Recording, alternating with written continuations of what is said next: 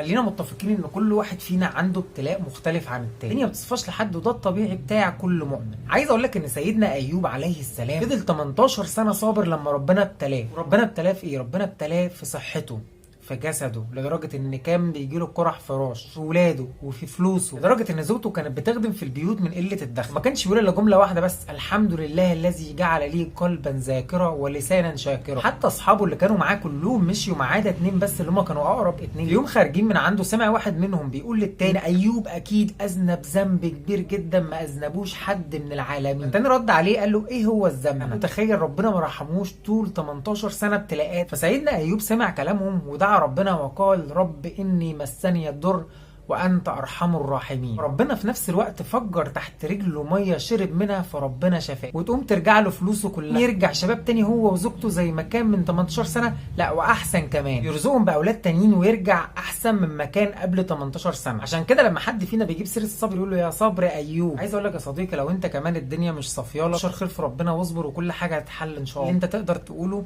رب أني مسني الضر وأنت أرحم الراحمين.